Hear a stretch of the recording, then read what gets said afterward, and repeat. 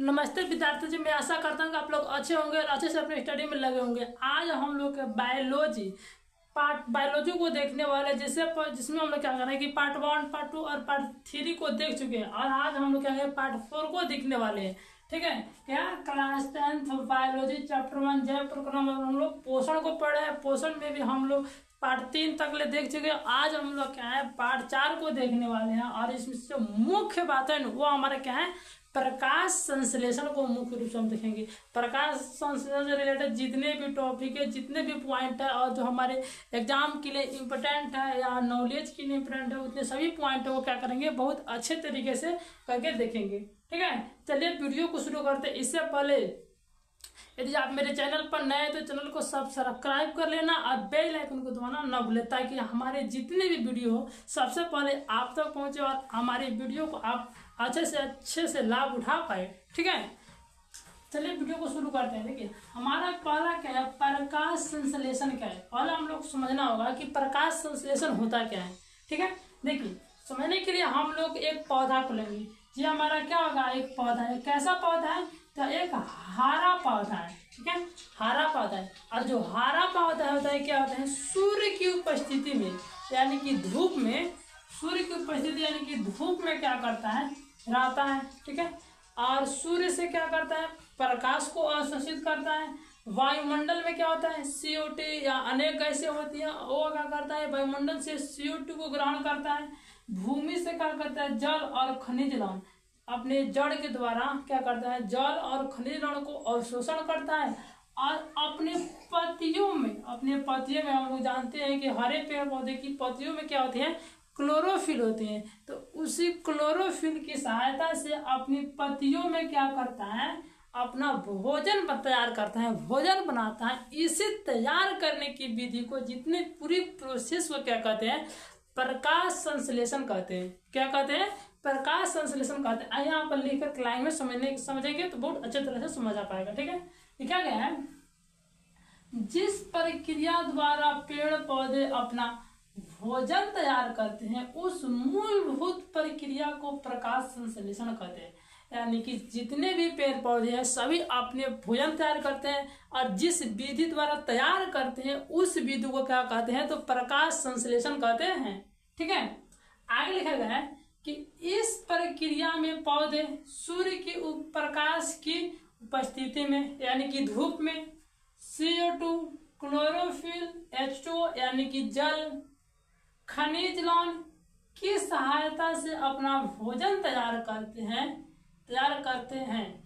देखिए प्रकाश संश्लेषण में क्या होता है जो हरे पेड़ पौधे होते हैं सूर्य की उपस्थिति में, सूर्य की प्रकाश की उपस्थिति में क्या करते हैं कि भूमि से जल तथा खनिज लवण लेते हैं, वायुमंडल से CO2 यानी कार्बन डाइऑक्साइड गैस को लेते हैं तथा अपनी पत्तियों में क्लोरोफिल की सहायता से अपना भोजन तैयार करते हैं।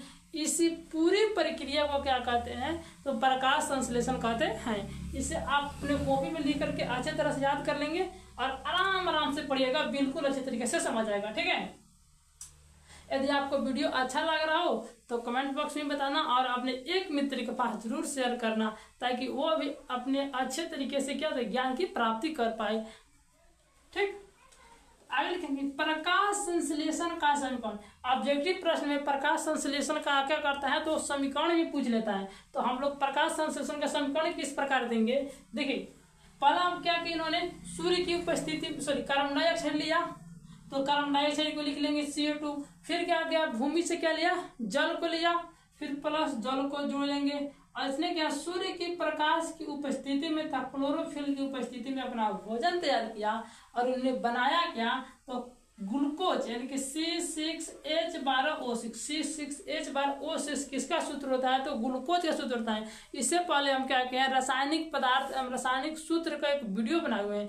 यदि आप वो वीडियो नहीं देखोगे तो जा करके चैनल के प्ले लिस्ट में देख लेना ताकि आपकी सूत्रों की जो समस्या हो समाधान हो सके। ठीक है, तो क्या आ गया ग्लूकोज का निर्माण किया, फिर पुनः जल का निर्माण किया और ऑक्सीजन का भी निर्माण किया।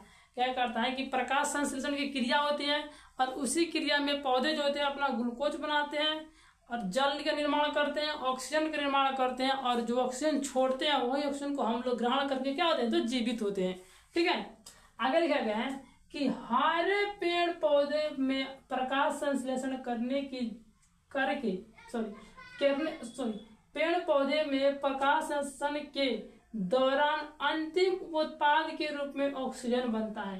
प्रश्न पूछा जाता है कि पेड़ पौधे में जो प्रकाश संश्लेषण की क्रिया होती है तो अंतिम उप उत्पाद के रूप में बाई प्रोडक्ट के रूप में क्या बनता है, तो उसका सही आंसर हमारा क्या हो जाएगा, तो वह हमारा हो जाएगा O2 यानी कि ऑक्सीजन बनता है। ठीक है, अगला हमारा डॉट क्या है, ये वातावरण में ऑक्सीजन का संतुलन प्रकाश संश्लेषण के द्वारा बनता है। जो वातावरण होता है, जो हमारा पर्यावरण होता है, इसमें ऑक्सीजन आता कहाँ से है, तो हम लोग क्या करेंगे भाई, जो पौधा होता है, हरे पेड़ पौधे अपनी प्रकाश से अपनी भोजन तैयार करते हैं और उसी विधि द्वारा क्या करते हैं, उनमें ऑक्सीजन का निर्माण होता है और हमारे पूरे वातावरण में, पूरे पर्यावरण में ऑक्सीजन की उपस्थिति हो पाती है, ऑक्सीजन की पूर्ति हो पाती है। ठीक है, कि प्रकाशीय ऊर्जा रासायनिक ऊर्जा में परिवर्तित होता है।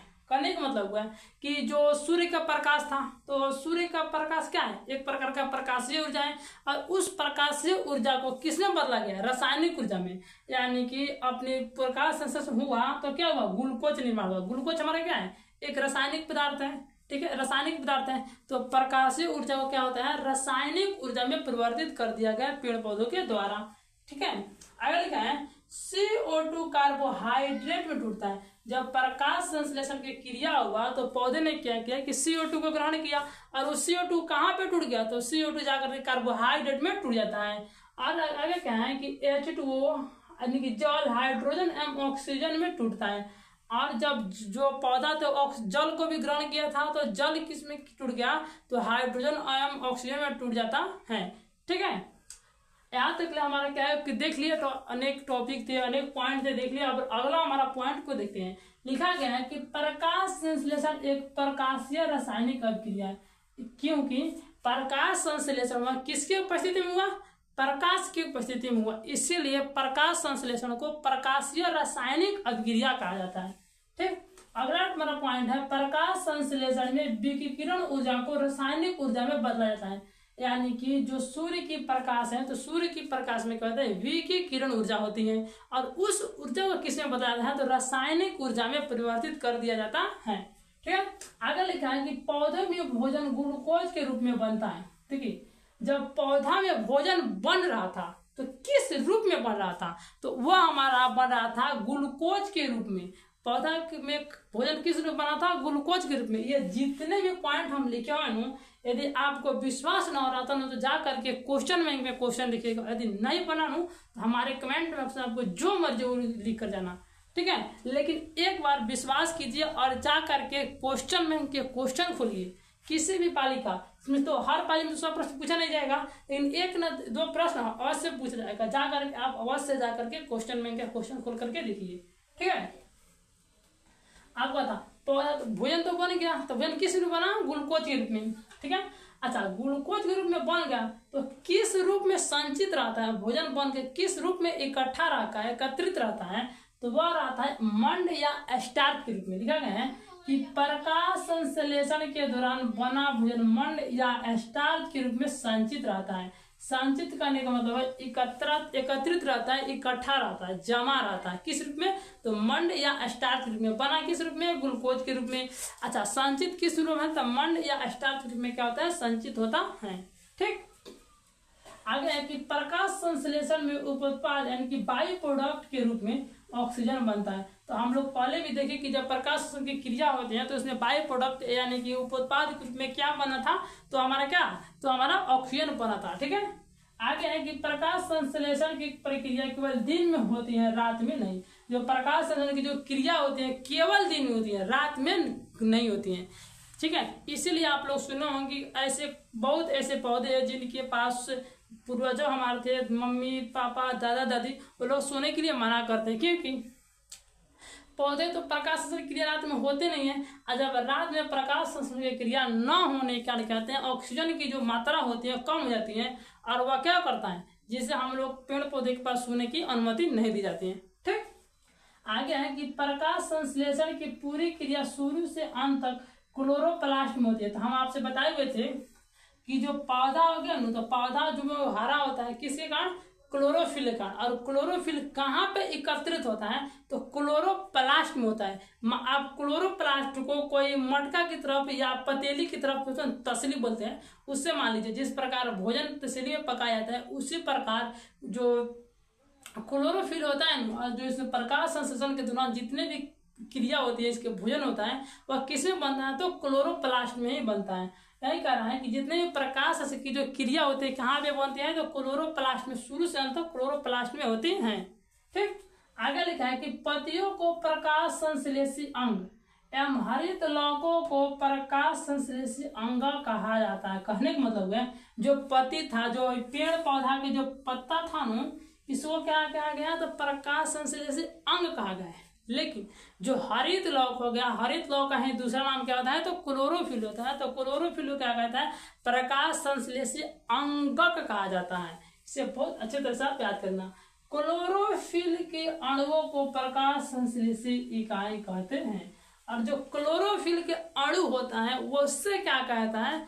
तो उसे प्रकाश संश्लेषी इकाई कहते हैं। क्लोरोफिल के अणु क्या कहते हैं? प्रकाश संश्लेषी इकाई कहते हैं। ठीक है, आगे हमारा क्या है कि पत्तियों की बाहरी त्वचा में रंध्र या एस्टोमाटा, रंध्र का इंग्लिश क्या होता है? एस्टोमाटा मौजूद होते हैं। इन्हीं रंध्रों के द्वारा पत्तियां O2 को ग्रहण करती हैं एवं CO2 को छोड़ती हैं। देखिए ये हमारा क्या हो गया? पौधा हो गया, पत्ता हो गया। आइए यहाँ पर समझने की प्रयास करते हैं। देखिए क्या हो गया? ये हमारा पत्ता हो गया, ठीक है। और पत्ता के ऊपर क्या होता है? रंध्र। आप नाम सुने होंगे, यहाँ पे क्या होता है? रंध्र होता है, छिद्र होता है। इसी छिद्रों के माध्यम से क्या करते हैं? जो पेड़ पौधे होते हैं क्या करते हैं? CO2 को क्या करते हैं? ग्रहण करते हैं और O2 यानी कि ऑक्सीजन को छोड़ते हैं। ठीक है, आगे है कि प्रकाश संश्लेषण की क्रियाएं 2 चरणों में होती है। पहला चरण प्रकाशीय अभिक्रिया तथा दूसरा चरण अप्रकाशीय अभिक्रिया कहलाता है। प्रकाश संश्लेषण की क्रिया कितने चरणों में होती है? 2 चरणों में होती है। पहला जो होता है प्रकाशीय अभिक्रिया कहलाता है, दूसरा अप्रकाशीय अभिक्रिया कहलाता है। ठीक है, यहाँ पर क्या होता है? हमारा वीडियो समाप्त होता है। यदि आपको वीडियो अच्छा लगा हो तो कमेंट बॉक्स में जरूर बताएं।